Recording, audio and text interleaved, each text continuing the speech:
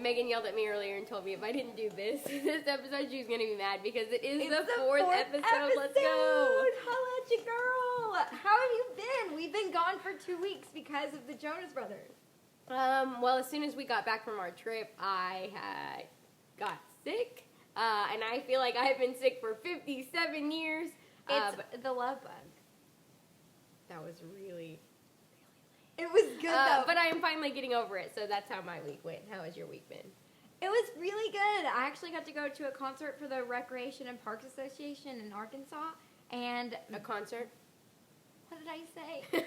I'm in a conference. Sorry, my mind is on the Jonas Brothers, and the Jonas Brothers are on my mind. I got to go to a conference, and actually the event that we just finished at the end of September won Festival of the Year for the state of Arkansas. Yay. So that was really cool. But other than that, it's just kind of been rainy and... What are you doing out there? I'm so sorry. The dogs are like literally causing a freaking scene outside. We're in a guest bedroom in my house, and we have hard floors all the way through the rest of the house, and we can hear them doing, I don't know what they're doing out there. Should I go check on them? Nah, they'll be all right. They're fine. Anyway, so it's been rainy and wet and cold and yucky, but it's time for our episode 4. And what a better thing to talk about than ghosts! Ghosts! Listen, this is what I've been so excited about, and I was like taking notes earlier this afternoon, and I told Katie, I am literally channeling my inner M. Schultz for this, so like, and that's why we drink podcasts. Like, Follow us.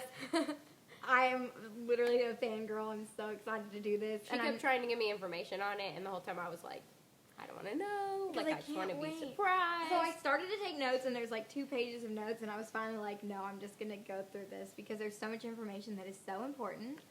But we thought it would be fun to start off this episode by discussing something haunted in Arkansas. So I'm going to be telling you about the Crescent Hotel in Eureka Springs. Eureka Springs. Listen to my vocal fry. What's that called? It's I took phonetics last semester, 2 semesters ago. Vocal fry is like when you do that with your, like, you close a certain part of your articulators to make that noise. Eureka Springs. I would like a side of vocal fries in my order. Ew. Okay. I did it. Like, now I'm going to be so self-conscious about it. Also, don't mind us. We've been, like, cleaning house and making pizza, and that's why I look like garbage. Okay. Yeah, she's helping me finally get my life together, So if you want to follow along while you're reading this, you can go to legendsofamerica.com and type in the Haunted Crescent Hotel.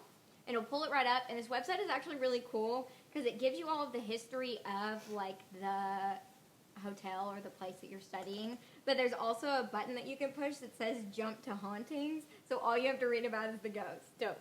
But we're not going to do that because I think history is really important, especially for this place, so you know, like, who the ghosts are. This is not the one in Mountain Home. This is the one in... This is Eureka Springs, Arkansas.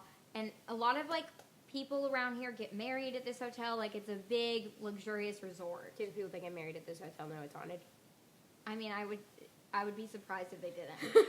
If you've ever been, have you ever been to Eureka Springs? I don't think so. When you go to this hotel, there's literally a huge sign that says, like, we're haunted. Arkansas's most haunted hotel. Dope. So it's really cool. Okay, so this is obviously in Eureka Springs, which is like the crest of the West Mountain of Eureka Springs. So it's like right above. You can overlook the entire town. The resort, when it first opened, was a 78-room resort. So it was kind of like a small-ish hotel, 1 to 2 floors, and it opened in 1886. So the reason it opened, it was actually built by what's called the Eureka Springs Improvement Company, or the railroad. And the reason that they built it is because they were on the verge of this, like, Ozarks healing waters. Have you ever heard of this? Hot springs. Hot springs. Okay, so supposedly the waters in the Ozarks have these healing properties, and people would come from, like, literally all over the country because they thought it could, like, heal cancer or their pains or whatever kind of ailments they had. Like, that's why they were coming to Eureka Springs. So Howell Clayton, who is the governor from 68, from 1868 to 1870, he was the governor, and he was like, let's capitalize on this. So they build this big resort, right? Mm-hmm. And so people from all over the country are coming to this resort. When they built it, a bunch of other investors jumped on board because everyone, basically in Eureka Springs, everybody was like, we have to all capitalize on this at the same time. Wouldn't you though? Let's say you're from a small town and there's one opportunity for people to start coming into town. Wouldn't you want to capitalize that to make money? Okay, let's talk about that. The revolution in Searcy, Arkansas that just happened, the small town revolution show, they won and oh yeah, did they get a ton of money off that? They did, and they helped revitalize the downtown area. For those of you who don't know, there was this survey that you could do online, and you submitted your votes for this small town in, was it just Arkansas? No, it was all over the It was small US. towns in the United States, and Searcy, Arkansas won, which is What's dope. the guy's name from Extreme Home Makeover? Tim something. Huh. Anyways, he's there, and so of all times to have a small business, wouldn't it be then?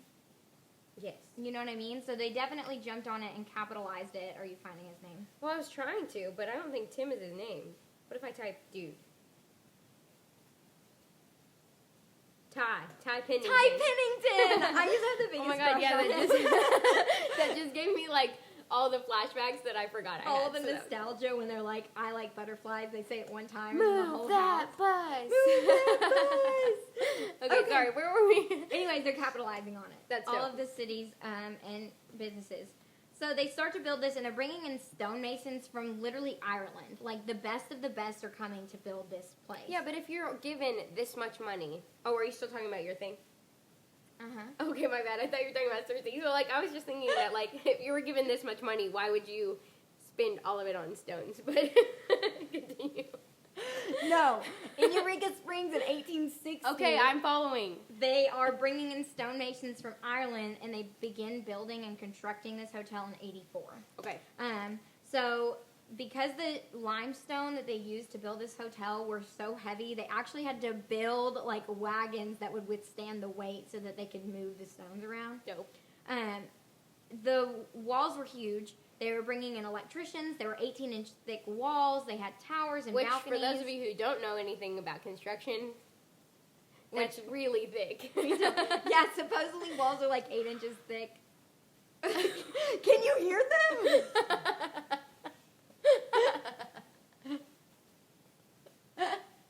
Sorry, these dogs are they're possessed. They're having the time of their lives. Possessed by this story. Anyway, so the construction continued over the next 2 years. They ended up spending $294,000 to build this place, which sounds like a lot, but when you compare it to American dollars, it's actually $7.7 million, which is an insane amount of money at that time. Yeah, that's a lot. That was an insane amount of money. So they get this building built, and on May 20th of 1886, it completely opened. I'm so sorry. Can you hear Max out there trying to get them to be quiet?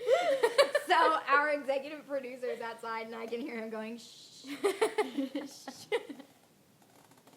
Normally we record with the boys in the house, but Dad's usually home too, so I don't really know. Well, anyways, they wanted to be a part of it. It's fine. They're Instagram famous. You can follow them. So May 20th, 1886, this Grand Hotel opens. It's the biggest hotel in the United States. People from all over the world, but people with lots of money are coming. Because they think that this is going to cure cancer. It's going to cure their neck pain, their back pain, whatever it is. They think that it's going to basically save them.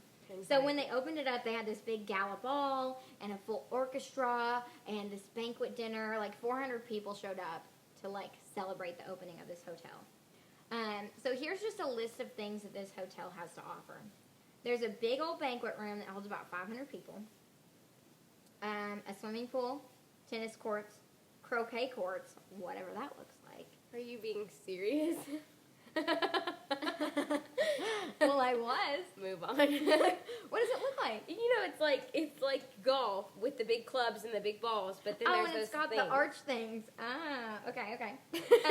It also has a beautiful landscape of flower gardens that are unique to the area, winding boardwalks and gazebos, and the opulence of the hotel was unmatched for its time. So we're talking the nicest, best, most unique hotel in the area. Mm-hmm. So immediately people started to come, but it didn't last long, the prosperity. And I'm sure you can imagine it's because people started to get there and they're like, well, my cancer's not leaving. And like, then they I'm just still died there. hurting. Well, yeah, I assume it doesn't list how many people died, but people were dying there. In Eureka Springs, just the town in general, like, people were getting mad because they're spending money and Nothing's happening. So it doesn't last long, and somewhere between the time it opened and then 1908, it closed down. Because in 1908, and then for the next 16 years after that, the building actually became the Crescent College and Conservatory for young women. So it was a women's college, basically. Dope. And it still remained as a resort in the summertime. So during the school year, it was a women's college, and then it would open up as a resort and then close back down and kind of rotate. Dope. Obviously, that didn't last long either because the cost to maintain this huge facility cost more than the tuition that the girls were paying to go to school there. And then it closed for a while and then opened up for another 4 years as another women's college. Okay. So they just kind of tried and failed. Until 1937. That's when Norman Baker comes in. And as soon as I hear Norman Bates. Okay. I always think Norman Bates, and it automatically makes the story like 1,000 times creepier to me. But I'm going to kind of skip through this. But he basically comes in and he's like, we're going to make this a cancer hospital and health resort. Like, those two words don't even go together. No. But that's what he decides to do. He opens it up as a resort. And he basically, it's long enough, like, away that he's trying to capitalize again on this, like, miracle, like, healing powers of the water type of scenario.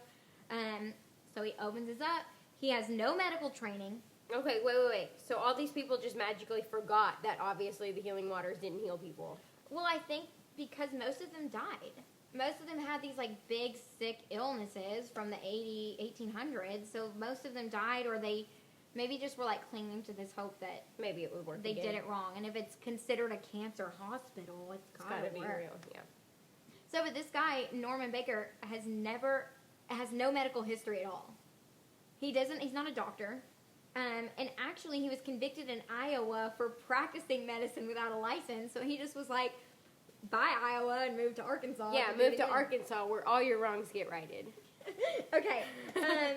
So the American Medical Association had condemned the many elixirs that were sold for different ailments, including cancer. So it was altogether like a bad idea.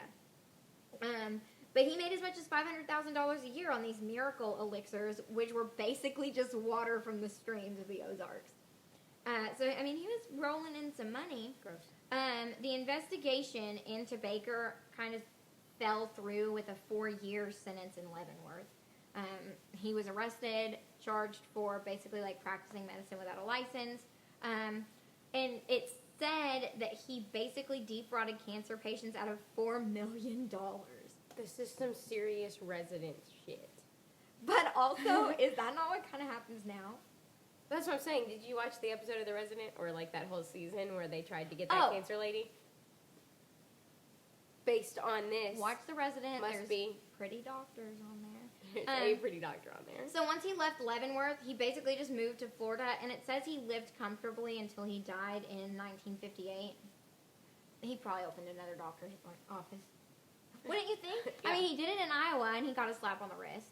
He got $4 million off of cancer patients in Arkansas and got a slap on the wrist. Yeah, just do it again. Just do it again. So then there was a war time, and in 1940 to 1946, the building sat empty. Completely empty. Nobody was there. But in 46, 4 Chicago businessmen came in and decided to open it back up. But this time, it wasn't going to be a cancer hospital. It wasn't going to be a college. They wanted to kind of like restore it to the beauty that it was. And instead of like drawing people's attention to this like healing powers of the water, they were drawing their attention to the resort, essentially. Like so it was a hotel again then. Yes. And it's been open since then. So tragedy actually strikes in 67, and a fire burns through the 4th floor. Could have guessed that. And destroys it.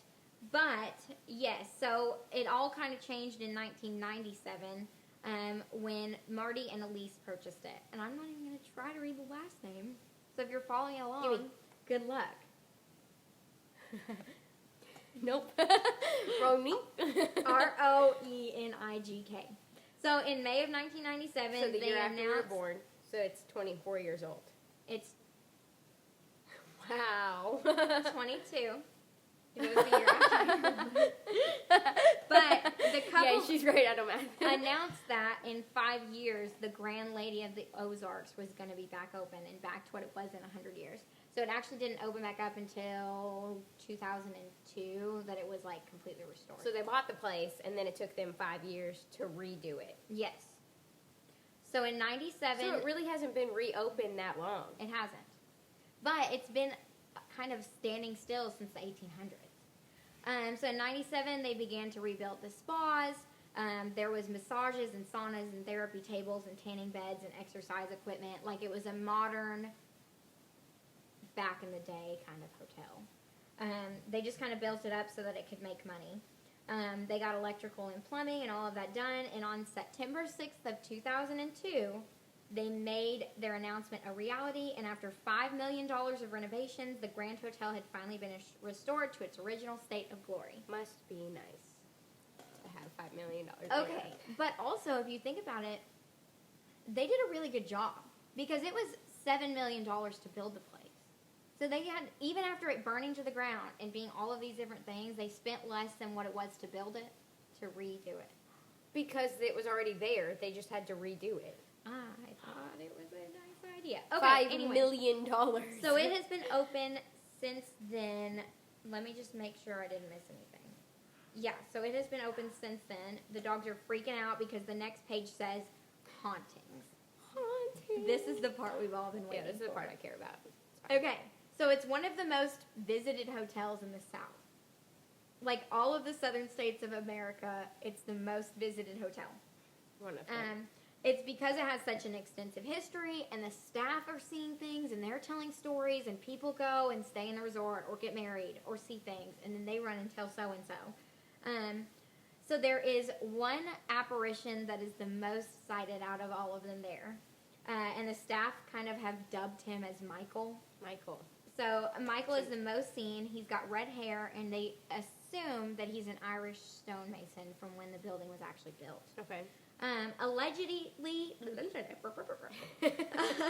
Allegedly, he was one of the original masons who worked on the building in 85. But while he was working on the roof, he lost his balance and then fell to the second floor area and died on impact. So they think that his ghost kind of like haunts the area. Dope. That area of the second floor is now room 218, and it's said to be the most haunted guest room. So if you really want like a big experience, and we're only like 3 hours from Eureka Springs, we should go. Okay, so 218 is the most spirited, and here's a few things that he likes to do. So he likes to flip the lights on and off. Like if you turn the light off and then go crawl into bed, the light will be back on, like, mysteriously. Ew. He also likes to do that with the doors, the television, and then you can hear pounding loudly on the walls, like he's hammering or, pushing in the mason work. Dope. Yeah. Others have witnessed hands coming out of the bathroom mirror. See, I don't think it would scare me if I went to this knowing this is a haunted place and I'm going into it expecting a haunting. We know that haunted houses are scary, and we know they're not real. And I know that I just get myself freaked out. Can you imagine looking in the mirror, wiping off your makeup at night, and all of a sudden a hand just smacks into the glass from the other side? But it wouldn't be like a, oh my God, I didn't see this coming. It would be more like a, that was scary because it caught me off guard, but that was dope because I paid for it. So they witness that. They hear cries of what sound like a man falling into the ceiling. So they can hear the cries and then the thud when he hits the ceiling. Other guests have been shaken during the night, and on one occasion, somebody came like screaming from the room, saying that they had seen blood splattered all over the walls. Dang. I know, it's so dope. Okay. So when it used to be a cancer hospital, there's the lingering spirit of a nurse, and she's dressed in like her little white attire, and she's got her little hat on, and you can oftentimes on the third floor see her pushing a gurney. You Cool. guys, this is the stuff Yeah, but the of my thing is dreams. we would go out there and we'd spend money for it and nothing would happen, and then it would be like, I know. what a waste. But it's the most haunted, so maybe it happens more often. The dogs.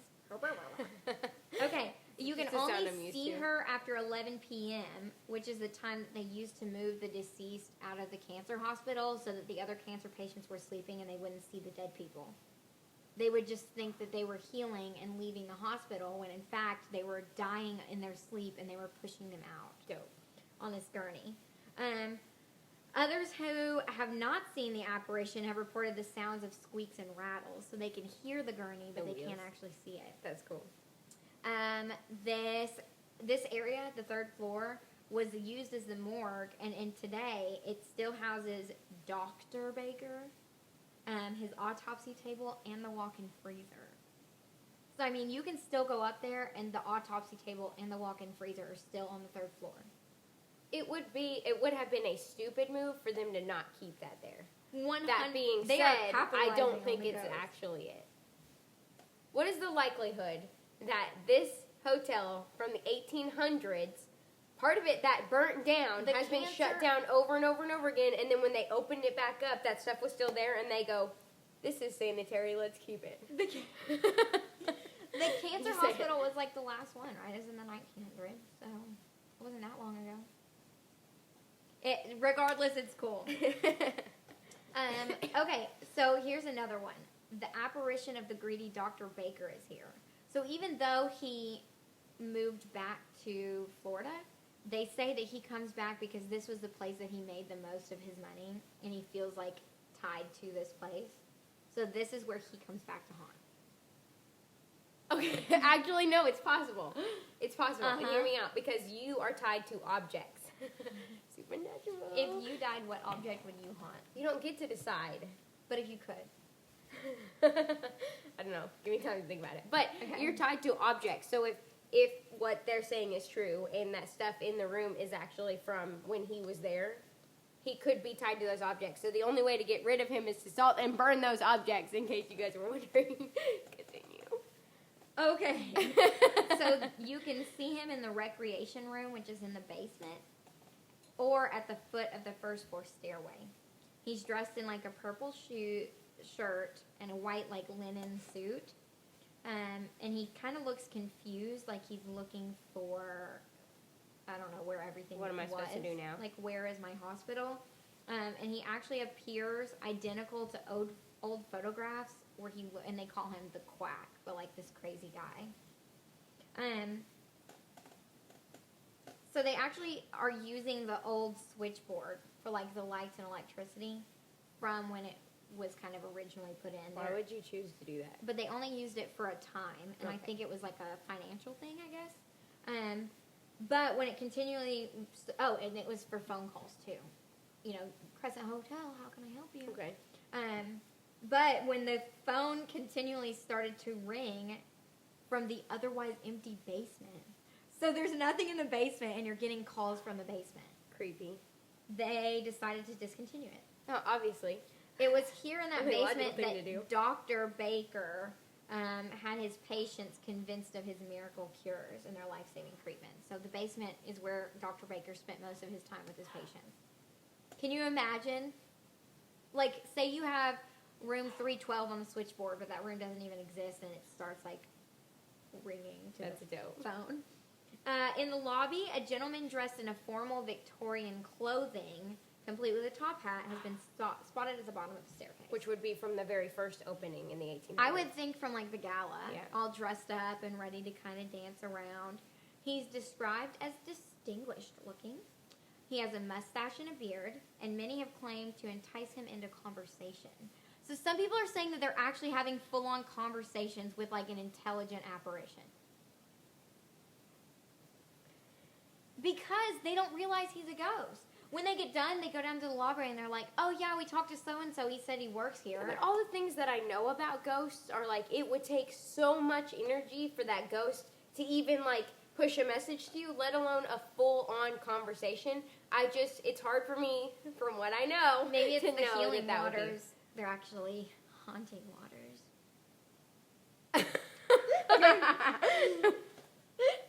However, he just sits quietly and he never responds. So they've tried to entice him, I guess, and only on a few occasions have they actually talked to him. Cool. Another place at the hotel is said to like contain frequent paranormal activity is what's called the Crystal Dining Room, Okay. which is the room that held 500 people. Here, other Victorian dressed apparitions have been encountered, so they'll kind of just walk around. And people don't think anything of it until they get up and they're like, "Did you see that guy?" And the other person with them is like, What guy? What are you talking about? Dope. Many have seen groups of 1890s dancers in full dress attire, so they can almost see like groups of these people from the opening of the hotel.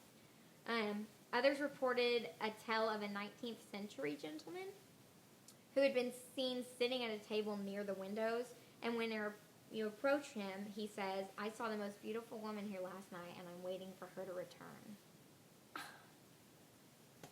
That's some Notebook shit. Like, that is so cute.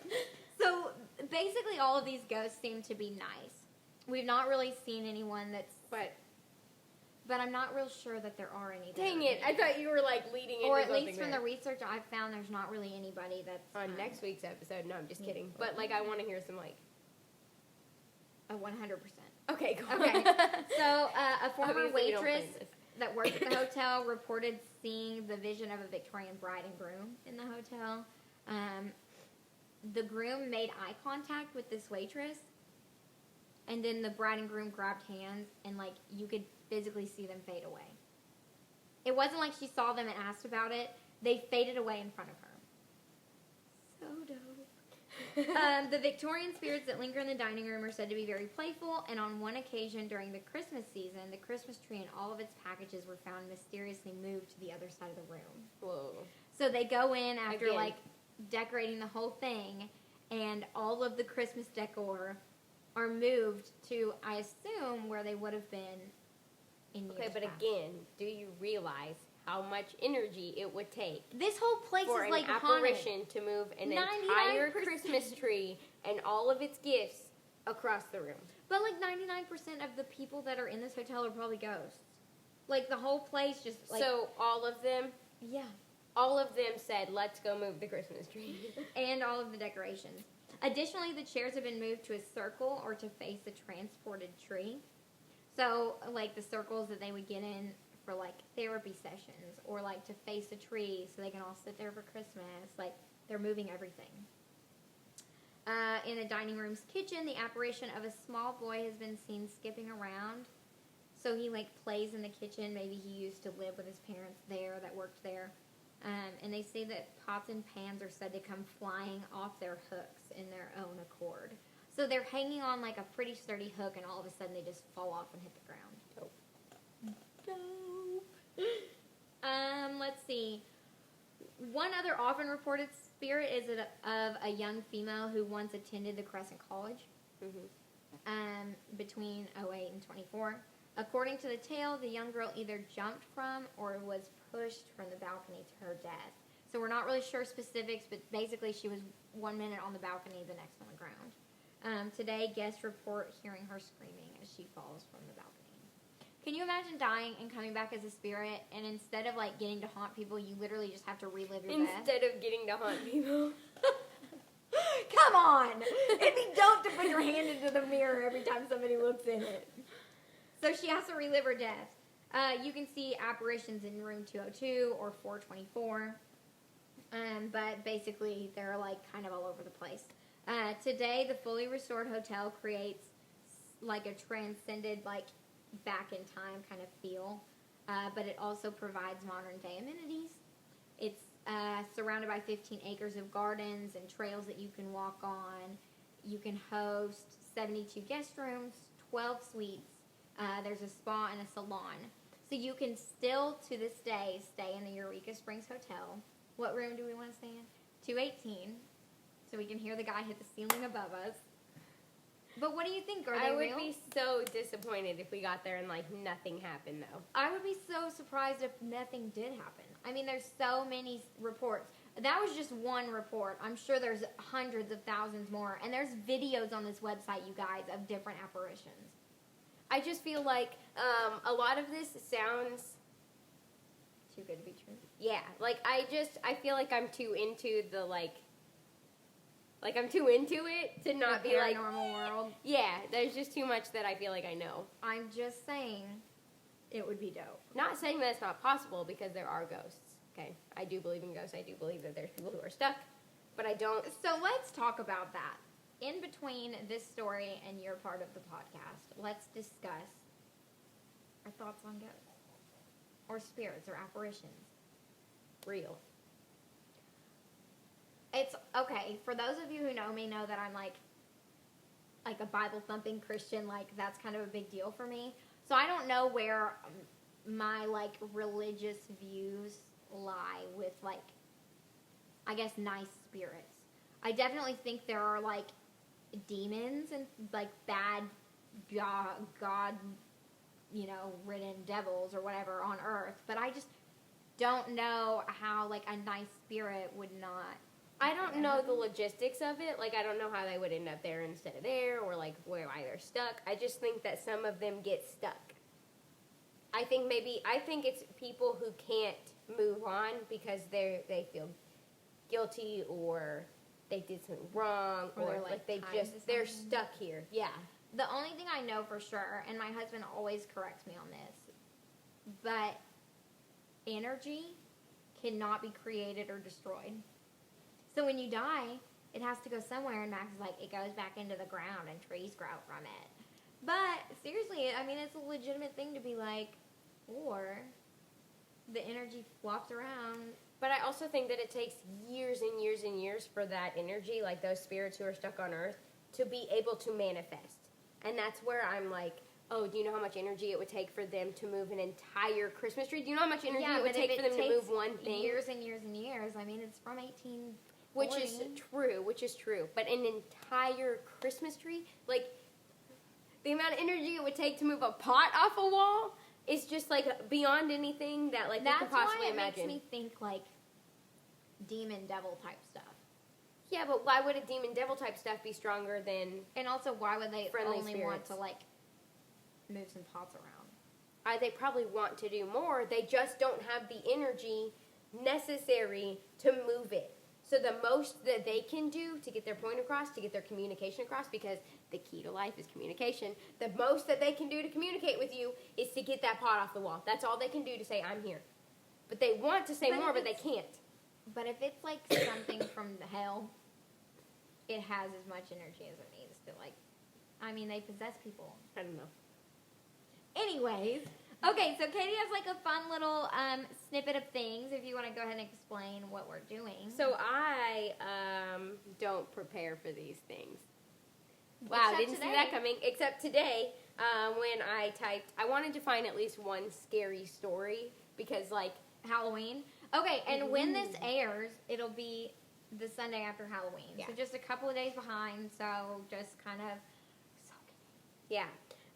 That being said, when I typed it in on Pinterest, I got significantly less than scary stories. However, I got some cool stuff that was significantly less than scary stories. So basically, I found this thing that was like scary stories in 2 sentences. And some of them are scary, and some of them are like creepy, and some of them just make you think. And I saved 4 to my phone. Okay. Which I would like to read to you, if that's okay. So I'm a little confused. I could just read one. I don't know if they're scary stories or if they're technically like supposed to be prompts for writing things.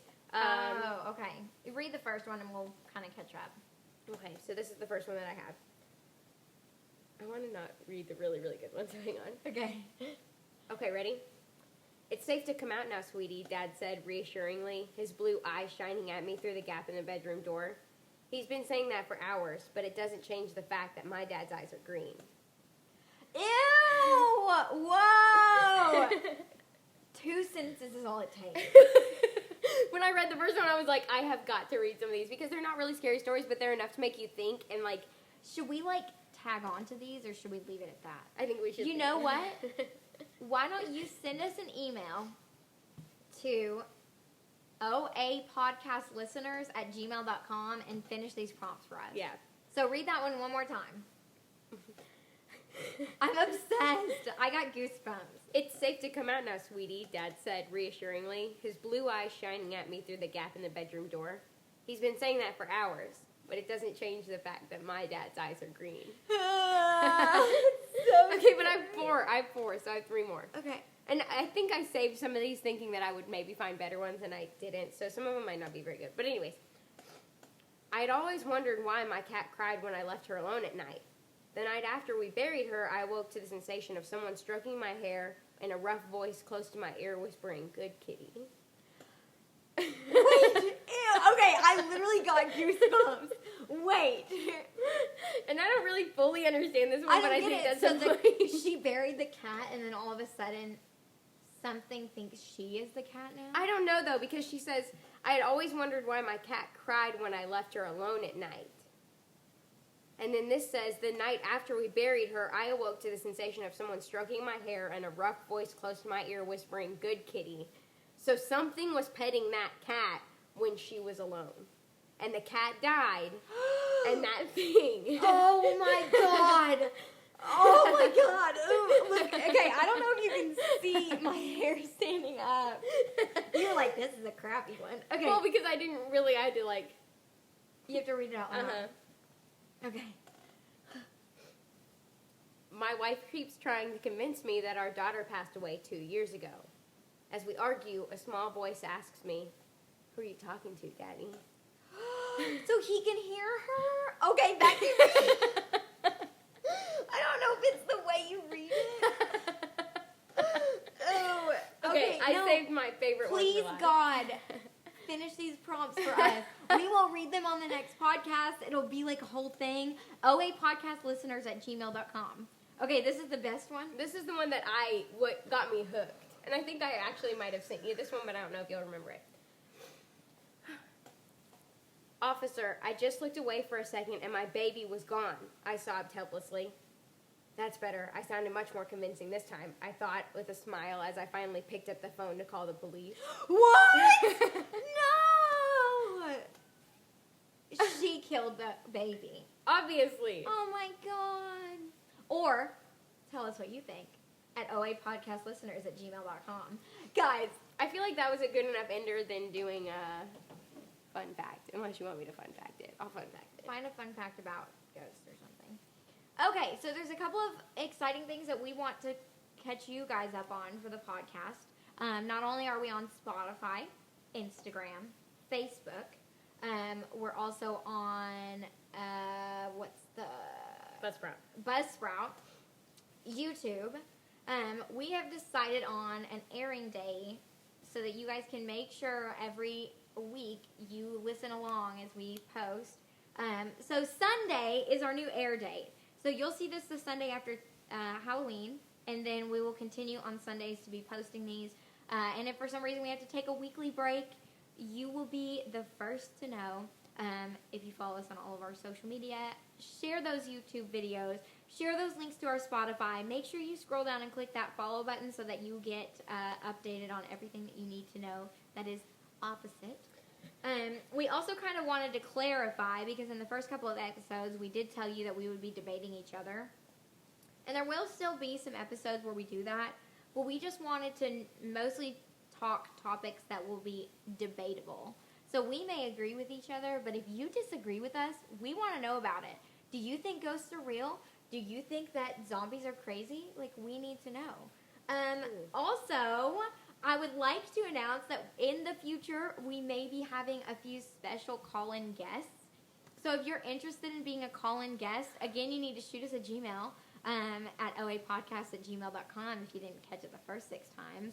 But we'll get with you, and we'll pick a good time, and then we'll go from there. But we would love to have call-ins. We want you to ask us a question or two. We want to talk about what you want to hear about.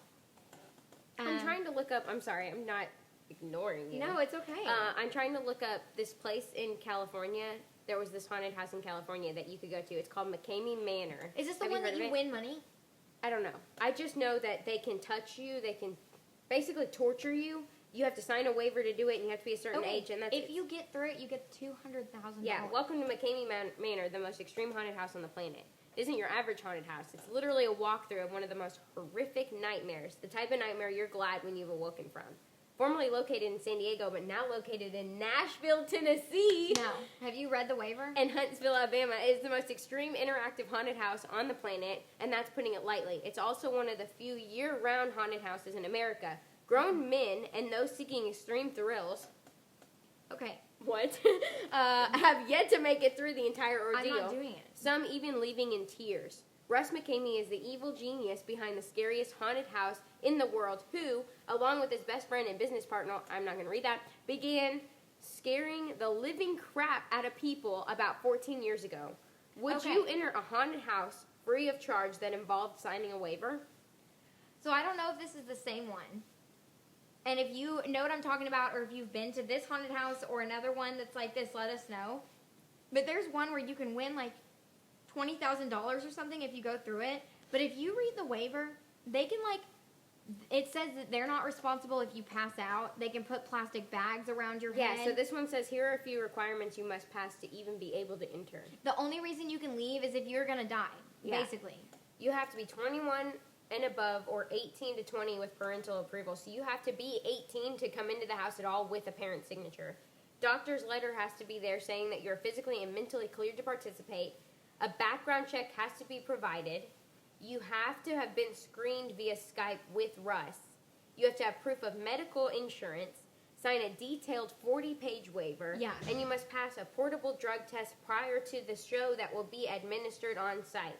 Only 2 people go in at a time, and it can last anywhere from 4 to 8 hours. The theme constantly changes, so each tour is different. There are different locations, which have been streamlined for cult fans determined to make it through. And the guy says, I consider the people who take part in these haunts as my friends because I research and spend time with them before they go on a haunt. No. Let us know if you've been to one of these. I like jump scares, but I couldn't do it. The pictures on this are crazy. Like, my husband and I watched some videos one night of some of the stuff that they get away with doing. No, they and can it's do, like, it's dead They can torture. shave your head. They can stab you. Like, they can literally do whatever they want. I don't know if this one pays you if you get out, or I'd be interested to know. Share this with anyone that you think has gone through this, because I just want to, I want to know why. Anyways, okay, so that's episode 4. Thank you for watching, and we will see you again next Sunday. Bye-bye.